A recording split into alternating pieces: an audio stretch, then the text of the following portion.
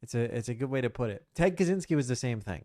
That's the only thing is I think this guy, obviously not an anarcho-primitivist, but like a radicalized, libertarian. That's what it is.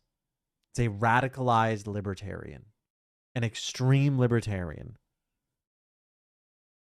It's like the guy who is like, I'm just traveling. And then somebody tries to impede his traveling, so he kills someone. It's true, Timmy. Yeah, max libertarian. I just went through this talking to my boomer dad this weekend. He hates corporation, but also hates the wokes. Yeah, he seems like the average tech bro who went crazy or got radicalized directly. At Long John Silver's, our legendary lobster bites are back with delicious vengeance. Prepared with herby, buttery goodness, they're a deep-fried delicacy that's pinch perfect.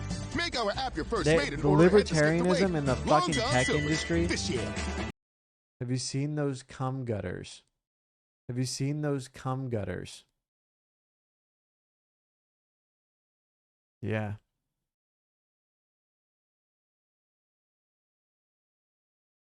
Shaky Gurga must be fuming that he went to UPenn. Libertarians are just embarrassed to call themselves Republicans, in my opinion. Yeah, it depends which kind of libertarian you're talking about. Also, that's not true. They differ ideologically. Libertarians are not in favor of fascism. Real libertarians, right? We're talking about like ultimate individual liberty, anarchist libertarians, right? And then you have like the Mises people, which are they're like for monarchy and like strongman leadership. Like they think fascism is good. That's not even a joke. They think you should be able to like sell your children and shit. They're fucking weirdos. These are like the anti-fascist libertarians because they are so about, whatever. I don't know if this guy was even a libertarian like that. I'm just saying he's a radicalized centrist. It's just how it happens. It's a very weird thing. It's a weird. I can't wrap my head around it because it's illogical, but it like I was a libertarian once upon a time, right?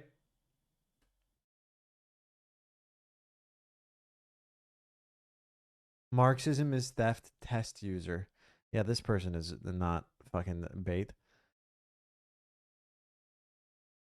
He's very default American white boy. Yeah, I think he was a radicalized, a normal Joe who was radicalized by a system but didn't have the proper methods or wasn't willing to wait and took matters into his own hands. It's a extremely nihilistic worldview.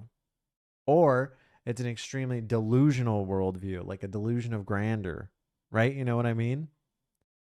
Either he thought he was going to be the main character and like solve the problem himself, like Ted Kaczynski, or he was just impatient and did not want to wait to find people of like-minded to organize and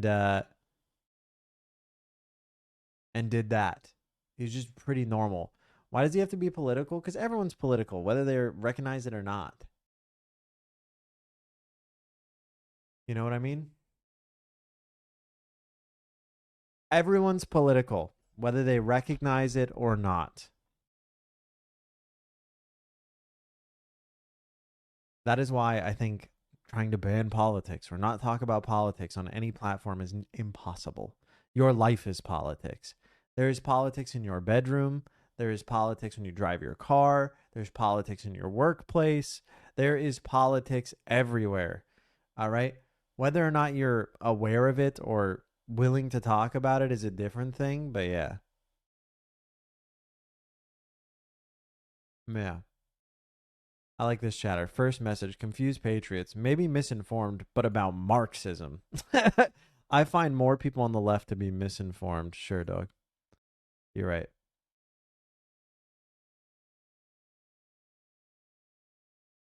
Real. Why oftentimes stats, statistics, or material analysis favors the left, but sure. So misinformed. When you don't know to blame capitalism, you're gonna blame everything else. Yeah, you're just gonna get lost in the weeds. I was kind of excited that this issue seemed to transcend party and ideology and had us in a true class war situation. I'm sad now that because he's caught, everyone go back to their culture war. Nah, not necessarily, right? It just depends how he talks. Like, it depends about whether or not people keep talking about the healthcare thing. But we'll see. Like this chat, all it takes is one person to start a conversation about it, right? Well, I've been sent to read Marx, and so I did. And at this moment, I am quite shocked at what I find, and nobody can show me any evidence that Marx gives any credit to the capitalist in his calculation of surplus value, which I think it may be interpreted as theft. Yeah, you're just a fucking idiot, so that's why. I don't know. Maybe go back to school or something. Maybe it's time. I don't know. Do you have like a maybe sit in on like a 5th grade English class, learn how to read, literary analysis. I think you get like a book. I don't remember when I was a kid, they hand you like a book where you fill out what you learned and you have to like recite what you learned in the story or write a summary. Maybe that's what you do. Yeah. AR reading test. Thank you. Thank you. Thank you. Isn't that inherently false? Yes, because Marx just says one that's just a false notion. You know why? Marx doesn't give any credit to the capitalist, or Marx does give credit to the capitalist for managing to dupe people, for taking advantage of them, for being born into a situation in which they had the ability. Also, why would he do it? He explains why capitalists deserve no credit because they do nothing. And your inability to understand what surplus labor value is and exploitation is on you. The entirety of capital explains why capitalists do not deserve credit because they're not making the pencils or making the shoes or the textiles, right? That's why capitalists don't deserve the credit because all they do is hold the deed. They don't do anything. They hold the deed. And when they do work, they should be entitled to their labor value.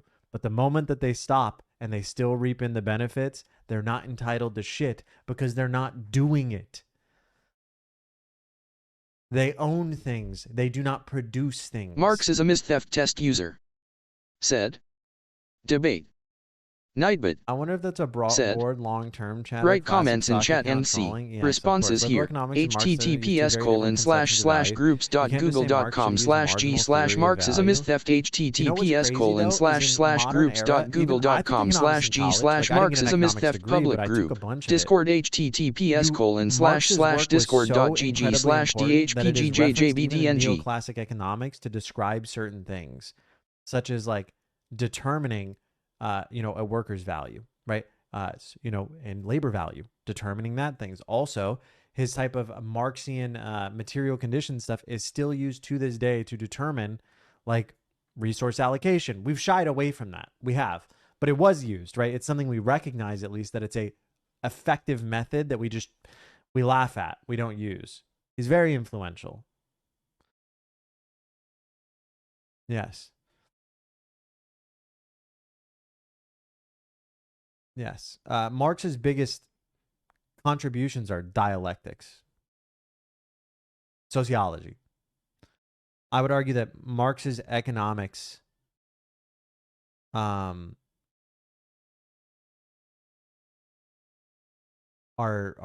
important, but side, to the sociology aspect. Holzkern is a sponsor for the month. You can check him out. In volume 1, page 3. What is this? What part of the capital are you at? The production of surplus value, it seems to say it all. The production of surplus value, Marx wrote that whether the material factors of the processes are of normal quality or not depends upon the labor, but entirely upon the capitalist, and yet he does not include the capitalist's contribution in surplus labor, thus outright stealing it from him for the benefit of the workers. So how does anyone defend that Marxism is anything else than straight up theft? Oh no, this is like an atheist guy. The assumption there is based on that passage does not exist alone. Oh no, I actually have to explain capital to a chatter. Oh no. Okay, Chatter, I hope you understand that that page does not exist on its own. It is part of a body of work. And Marx, pre to this, explains that you are not a capitalist and an owner if you are a worker, that there exist two classes in the world. And if you are a worker who also does it and you bring on someone else, they should also be an owner. Therefore, you would no longer be a capitalist. You would all be workers, a cooperative ownership. Therefore, if you are a capitalist, you are not a worker and not entitled to the value. It is not theft because you are the one stealing, right? If you are the capitalist, the workers are not stealing from the capitalist because they're not producing any value. They sit around on their ass while exploiting the people under them because they, I don't know, own a piece of land, right? Because the system has benefited them, maybe being born into wealth, by maybe taking a risk, right? But the risk ultimately is going back to being a worker just like everyone else. So Marx argues that if you have a factory where people make pencils, and the moment you start making more than you can do yourself, a sole proprietorship, the moment you bring someone else, an employee, and you take any of the value that they make for your company, you're stealing from them. Say you make $100, you bring on an employee, and now your business makes $200, but you only pay that person $80. Why do you get more money? You didn't do anything extra. You still make $100 worth of pencils. The other guy makes $100 worth of pencils. Why should you be making more? You haven't done anything special, right? And Marx argues that as long as that person is given ownership or given the split of their surplus value, their profit, then it's fair. If you guys want to work together collectively, collective ownership. And if that person is willing to give it up because they trust you to make better financial decisions, then so be it. That is also fine because it does not argue against that. It argues for a democratic workplace in which that's okay as long as the workers agree. Brother, it's not that complicated. Society is theft. Chatter, by your own logical framework. Living in society is theft of autonomy. Why? Because you can't just go and kill somebody. You'll face repercussions. That's not freedom. Your freedom has been stolen from you. So your best thing you could do is log off and go read a book or something and do something else. All right?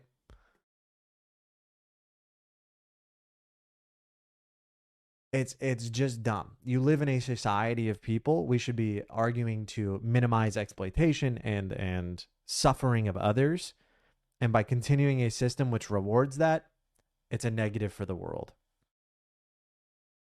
Maybe read the chapters and the pages before that. Or maybe read things that aren't written in 1800. Read Yanis Varoufakis. Read Noam Chomsky. You know, maybe read things a little more current than a dude who shit on doorsteps in the late 1800s. All right?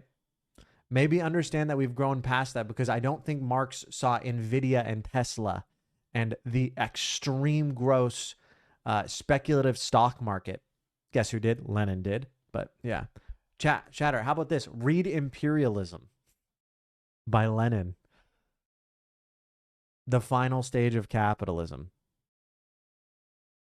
Doesn't talk about exploitation as much, but it definitely talks about the consolidation of capital.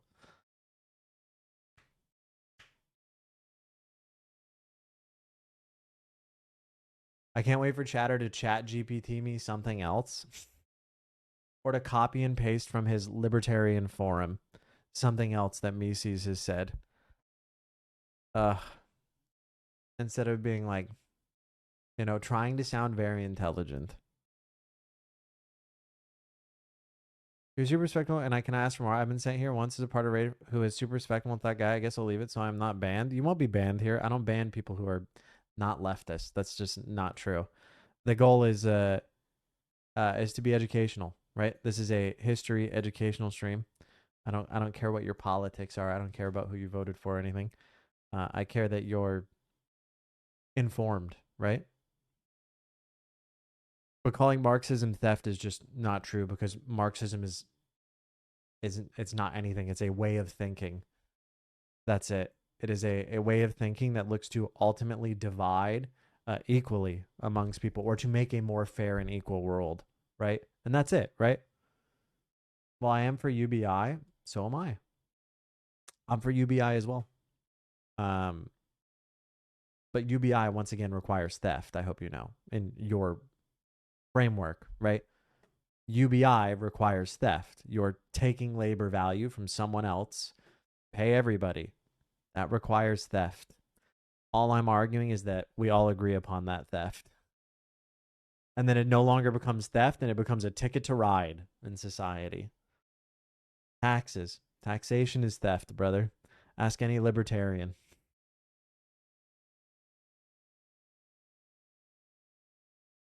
Ask any libertarian. Yeah, it's not actually theft. I don't literally believe that, chat. I'm just saying within the framework of saying that workers steal from the capitalist by not giving the capitalist their labor value is the same idea, right? It's that like, well then work. That's it. Be a worker and you'll get paid. The idea is if you don't produce anything, you shouldn't be paid, right? Does that mean you shouldn't receive UBI? I didn't say that. Because in my world, right, in a Marxist world, in a post-industrial world, your basic needs are afforded to you. Because we live in a post-scarcity society, right?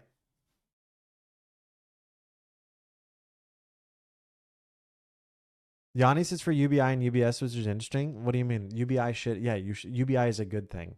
But UBI cannot be the solution to everything.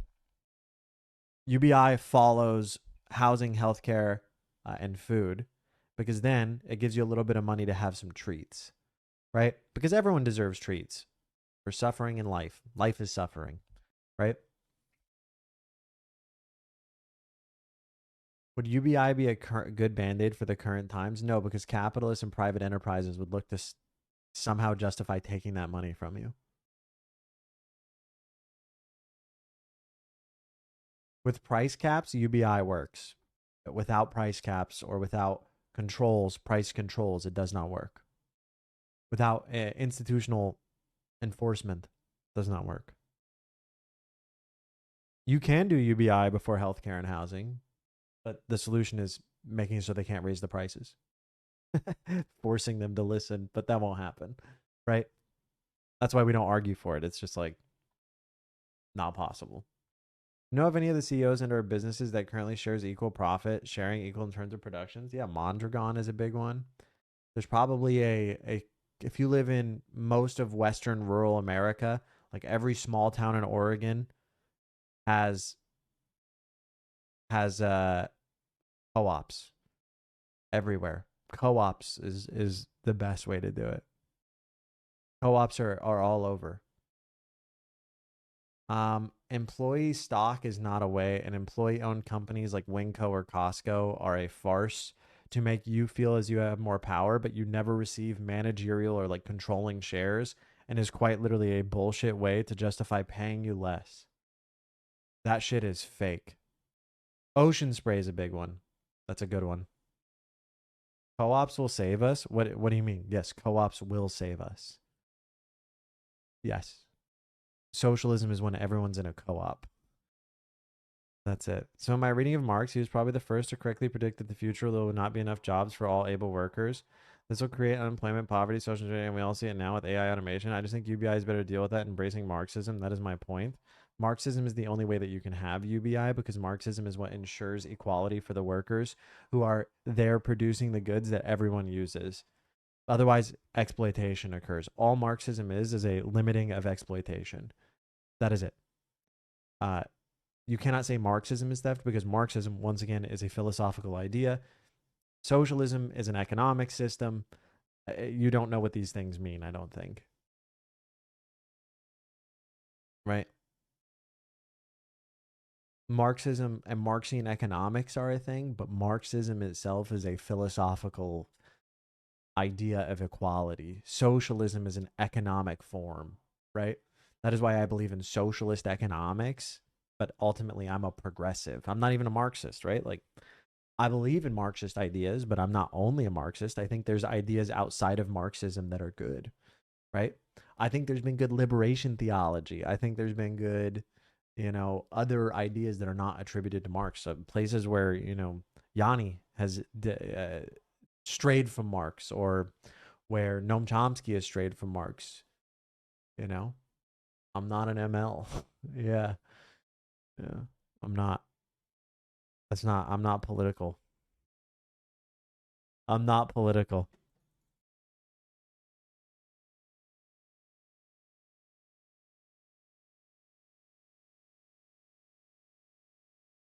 All right. I'm a radical centrist. Yep.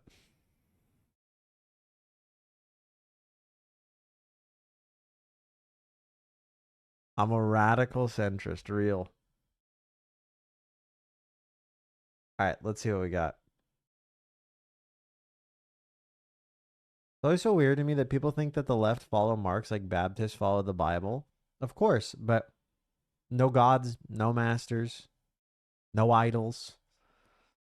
Marx was not infallible. He was a Jewish man who was anti Semitic.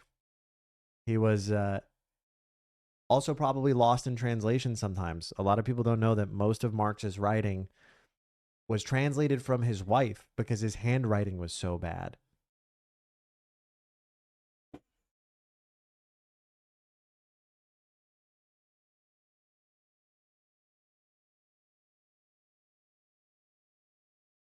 I gotta help Shira hang up.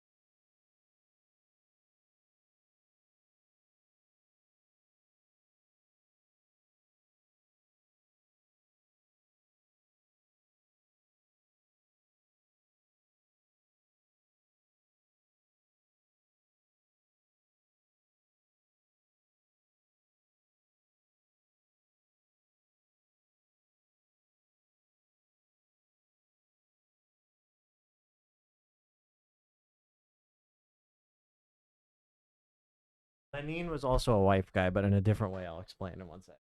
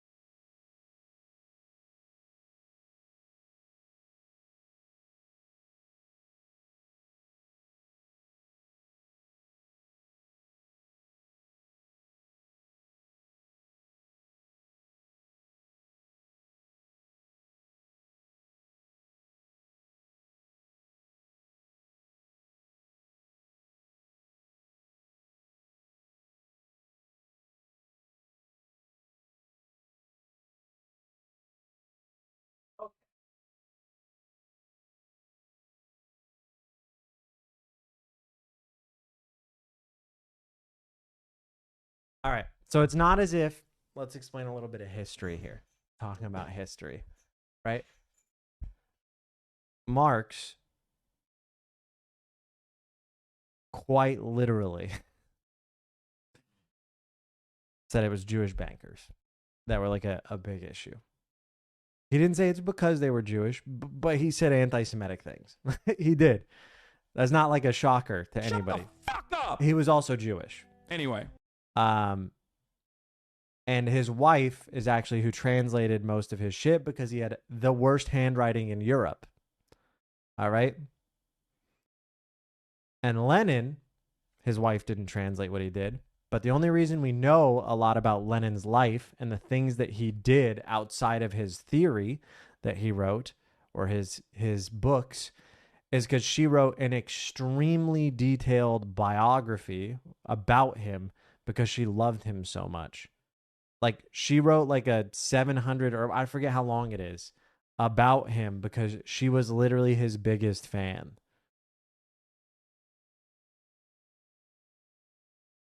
Yeah.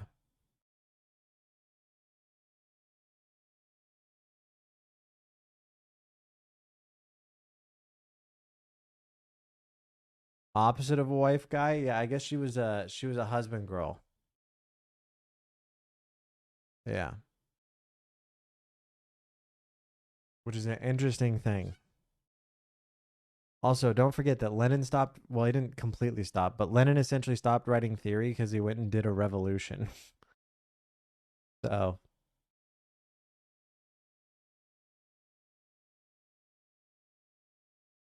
not gonna lie, it's kind of my dream, but I'd rather be the fan writing the novel. Yeah, that's what he did. Did I miss something? Yeah, chat. Also, Marx, like, couldn't have predicted. I don't think anybody, okay, to be fair, Lenin did. Lenin predicted that we would be living in a extremely speculative time, but I don't think Lenin Ain't no time for the run. You know that it's coming. You know that it's Rose, coming. he wasn't wrong, right? He wasn't wrong. He just predicted that the other side would be socialism, but it was fascism, right?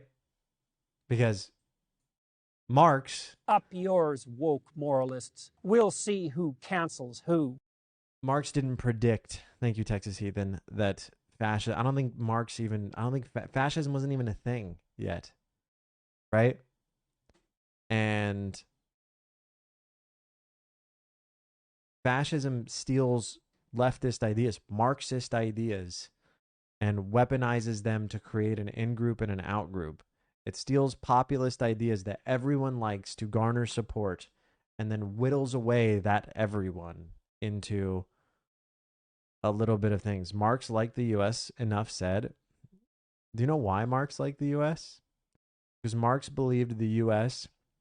and the way that its democracy functioned and the fight to end slavery would lead to the best potential for communism. He did. He believed the United States had the most potential to be the vision that he saw, but he also saw it could go either way. Right?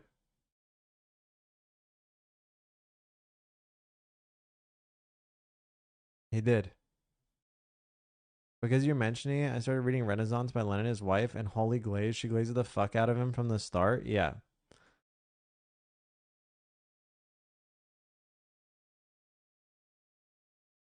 Marx's unread fan letters to Lincoln. Yeah.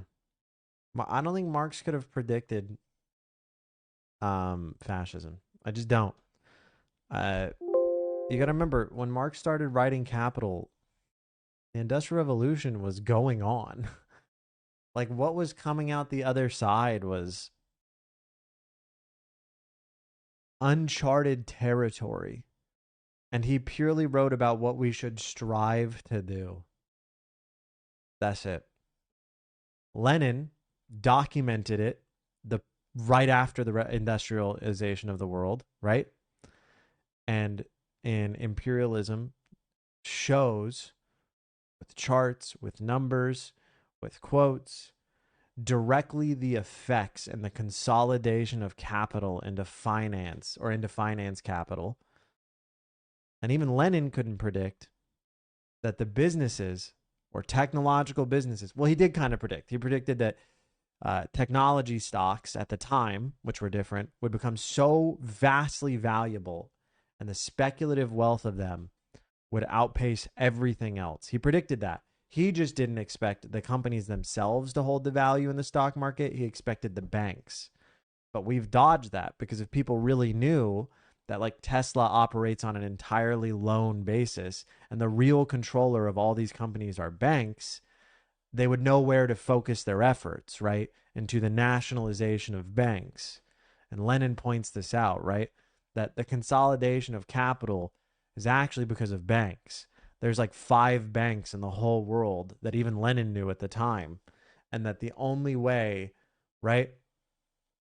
That the only way that you could ever achieve anything is to nationalize your banks. Because private capital or private banks or finance capital is what allows economic imperialism to occur in a gross way, right? Anyway, chat, you should read it. You don't even have to read it. There's audiobooks of imperialism. It's a very good read, but it is incredibly dry. It's incredibly dry. Oh, it's incredibly dry. It's so dry. What leftist theory isn't dry? State and Revolution is a banger.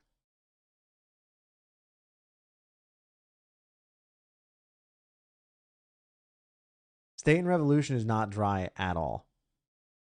It's not dry. Actually a good book, yeah. I'm going to prison. Woo! Is Trotsky dry? Some people like his writing. Not a Trotsky guy. I'm not a Trotsky guy. Nope. And that is not because I've read a lot of Trotsky. Thank you so much, Speed. It's because the people who are Trotskyists are the most insufferable people I've ever been around, so I avoid it. I'm not kidding. I'm turned off by the people who like Trotsky. That's it. I'm guilty. Hey, maybe I would be a Trotsky person if I read it, but like,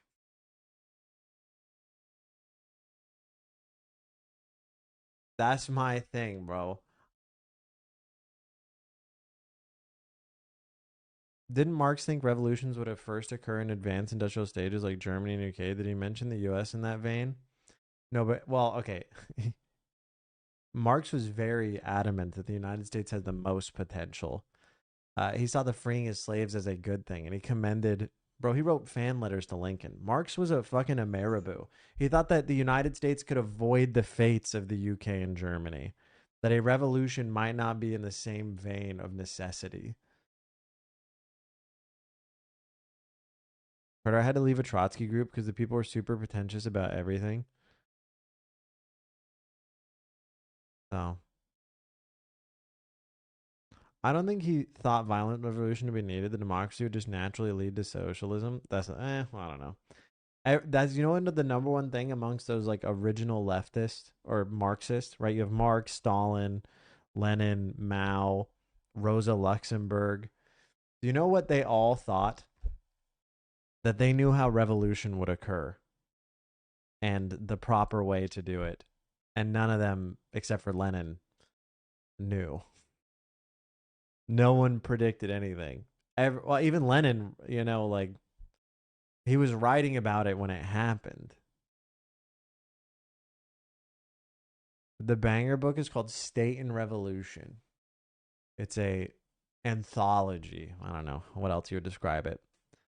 It talks about states and historical revolutions, mainly the French Revolution and the Ottoman Revolution or the Turkish Revolution, whatever. I forget, some shit like that. And how they occurred and why they occurred and where they went wrong and what the state's role of should be coming out of a revolution and how a state should function or would function in a socialist favored revolution. No, they weren't infighting about it.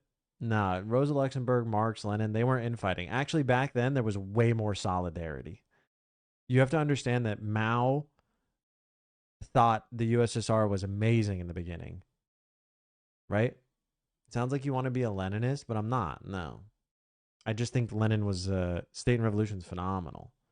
I don't agree with Lenin's organizational ideas. I don't agree with like a strong vanguard or shit like that. There's a lot of I'm not a Marxist Leninist. I'm not. I'm literally just a progressive. Why do French leftists hate Mao? Because Mao is not a good guy. Neither was Stalin.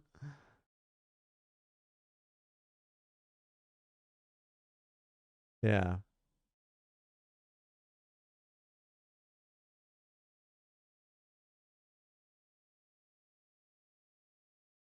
I don't know about this Trotsky gay, but why did George Orwell make Trotsky into a pig when Trot was right there? Should have made him into a horse. Yeah, kind of fucking the pretentiousness in this Maoist group I joined. I'm just there to learn theory. I don't know shit about fuck. Mao was it's not that he was like intentionally even a bad guy. It's that he was a bad leader. He really was. He was not the leader they wanted, but the hero or the leader they needed or some shit. It's a Batman quote, bro. Mainly because he was very good at saying things that got people together. And he was very good at populism. And he was not so good at the organizing a state aspect of things. I don't think it's that he was overconfident. It's that he didn't even know where to start. He took in, what's his name? From the USSR. Khrushchev? No, who was it? The agriculture guy. But he wasn't an agriculture guy. He wasn't. He brought someone in from the USSR to help China revitalize its agriculture. And the guy was a military guy and had no fucking idea how to do Lukashenko, thank you, had no idea how to do agriculture. No fucking idea.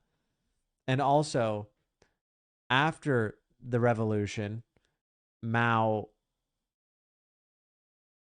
just kind of went and did his own thing, trying to build the capital up, and neglected the movement that he had started, and kind of like truly anarchy, and allowed like the Red Guard to return to their villages and just start clapping motherfuckers.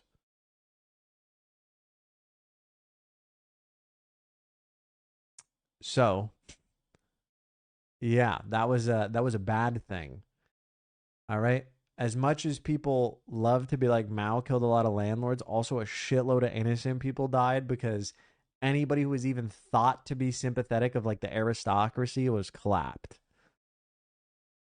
Like a lot of professors, a lot of like relations, a lot of teachers, because, well, the reason for that is because teachers were related to the aristocracy. And Mao even wrote towards the end of his life that his biggest regret was not giving more oversight and more direction to the people of China. His biggest oversight was, I wish I had told them not to kill so many people. Right? But the argument is that they never had another one. And they learned from that because China became extremely literate, like pretty much overnight. They never had another famine. They had the most rapid growth in history, right?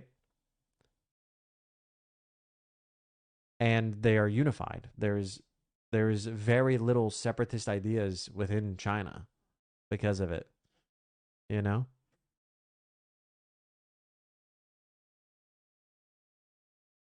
Literacy rates dropped after Deng. Yeah, but Deng was... Literacy rates dropping after Deng is because Deng was not good. Well, that's a lie. Deng saved China, but Deng was not good. Deng saved China because Deng sent... Oh, man. Oh, God. Oh, no. We're so deep in the history hole. Here you go. Deng saved China because China didn't have anywhere to sell their new stuff. They were becoming an industrialized country. They didn't have anywhere to sell it. They had no trade partners, and they couldn't find out what they were doing wrong because they weren't making shit fast enough, that something was up. So Deng sent Xi Jinping and a bunch of other people, not only Xi Jinping, tons of Chinese people abroad. Okay? So Deng sent essentially students and CEOs, or not CEOs, but managers and union leaders all over the world to view factories and agriculture, and then to come back to China and implement those ideas. I think it was like a 16-month program or some shit. They came back. They established special economic zones to bring in foreign investment. And they established the Chinese fucking what is it, 99, whatever that shit or whatever, and methods that American factories could integrate into Chinese factories, right? And it worked. It worked. That was it. It worked. They got everyone hooked on Chinese goods. And Deng is not regarded very well in Chinese history because of that. But it saved China. It saved China. That is why Xi Jinping, I don't know, man, y'all motherfuckers gotta read. Xi Jinping, his stated goal in governance of China is to return China to its Maoist ideals while living in the modern world. He thinks that Deng and these reformists are a stain on Chinese history, and that he will work his hardest to ensure that it's China's number one. Right? He wants to slowly close down the special economic zones while focusing on policy that ensures China's future. Do I think he'll do it? I don't know, dog.